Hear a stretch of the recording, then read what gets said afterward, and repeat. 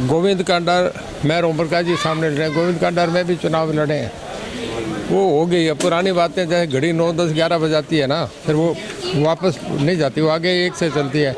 पिछले पे मैंने भी काटा मारा, इसने भी काटा मारा, अब इसका क्षेत्रीय हो गया, मैं मदद करूंगा हमेशा ही। और माननीय चौधरी रणजीत सिंह जी तो मेरे आदरणीय हैं, बड़े भाई रहे। हम चाहे हमने चुनाव अलग लड़ा है पर हम आदरणीय रहे, मेरे हमेशा से हमने परिवार की तरह समझा है। चौधरी देवीलाल के 4 बेटों में से 2 बेटे जो हैं, 2 बेटों का परिवार है गढ़ ढाने में लगा हुआ है, 2 बेटे जो हैं उनका परिवार गढ़ बचाने में।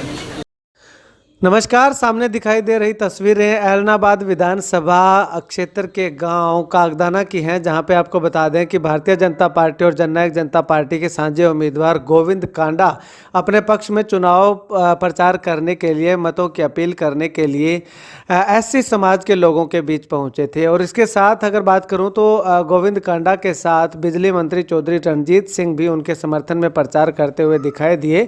उन्होंने लोगों से आह्वान किया कि इस बार भारतीय जनता पार्टी और जननायक जनता पार्टी के साझे उम्मीदवार को ज़्यादा से ज़्यादा मतों से विजयी बना करके सरकार में अपना एक एक वोट डाल करके हिस्सेदारी करने का काम करें, जिससे कि ऐलनाबाद विधानसभा का विकास करवाया जा सके। वहीं अगर आपको बता देना चाहूँ तो एससी समाज का, एससी कैटेगरी के लोगों का जो है आज कार्यक्रम कागदाना के अंदर रखा गया था, तो यहाँ पे अच्छा खासा रुझान एससी समाज के लोगों का भारतीय जनता पार्टी और जननायक जनता पार्टी के प्रति देखने को मिला। वहीं पे जिन लोगों की कुछ समस्याएं थी, उन लोगों की समस्याओं का समाधान भी जो है वो मौका पे करवाया गया बिजली मंत्री के द्वारा। तो चलिए इसके बाद बिजली मंत्री से हमारी बातचीत हुई, तो उस बातचीत में क्या कुछ चौधरी रणजीत सिंह और भाजपा जजपा प्रत्याशी गोविंद कांडा कहते हैं, सुनिए। पहला सवाल तो यही, कभी विरोध में वोट मांगा करते थे, आज पक्ष में वोट मांग रहे हैं, क्या कुछ कहना चाहते हैं? ऐसे प्रजातंत्र है। मेयर ओम प्रकाश जी भी आमने सामने लड़े थे और पिछले चुनाव में मैंने उन्हें वोट डलवा दिए, उन्होंने मुझे डलवा दिए। राजनीति में कोई ये कच्ची लाइन की पेंसिलें कभी मिटा दो कभी खींच दो, इनमें कोई परमानेंट कुछ नहीं होता। समय और परिस्थिति आपकी भूमिका तय करती है।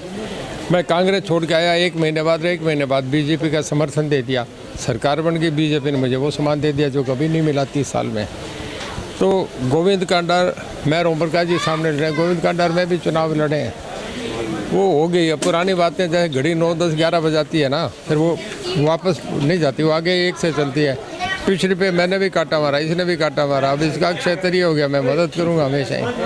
अभय सिंह चौटाला कह रहे हैं कि कागदाना में ऐसा क्या रखा हुआ है, जो भी नेता आता है कागदाना से शुरुआत करता है और ये गढ़ उनका है, इसको कोई तोड़ने वाला नहीं है, मुंगेरी लाल के सपने देखने छोड़ दें। चलो, हमारा भतीजा क्या क्या उस वक्त मैं कमेंट नहीं करूँगा। हर आदमी का अधिकार है कि हर गाँव में जाए। हम चौटाला में पैदा हुए, वहीं रहे, वहीं पले, सारा कुछ वहीं है ना। तो अब बच्चों को हम सिखाएंगे कि ये बातें ना करोगे, सब जगह हर कोई आदमी जा सकता है। ये किसी के वो नहीं होता कि वहाँ इनका गढ़ है उनका गढ़ है, प्रजातंत्र है, कोई कहीं भी जाए। अब तो ऐसी राजनीति है कि आदमी अपनी बीवी को भी नहीं कहता वोट कहाँ डालेगा, उसका कहता है तेरा दिल करे वहाँ वोट डाला। 4-5 गाँव में घूम कर के आए हैं सर, कैसा रिस्पॉन्स? देखिए, पहले मैं जब चंडीगढ़ था सुनते थे कि फाइट है, और अब ये है कि कांग्रेस में समझता हूँ पिछड़ती जा रही है, काफ़ी पिछड़ती। मीडिया भी जानता है, आप कमेंट करेंगे नहीं करेंगे तो आप पे डिपेंड करता है, पर फाइट कांग्रेस बहुत पीछे जा रही है।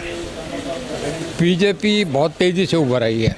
ये गोविंद कांडा भी कह रहे हैं कि पिछले 4 दिन में, आज मैं भी देख रहा हूँ, देखो लोगों को जाके समझते हैं, मीडिया वालों का चेहरा भी देख के हम अंदाज़ा लगा लेते हैं कि क्या माहौल है, लोगों की बॉडी लैंग्वेज से पता लगता है।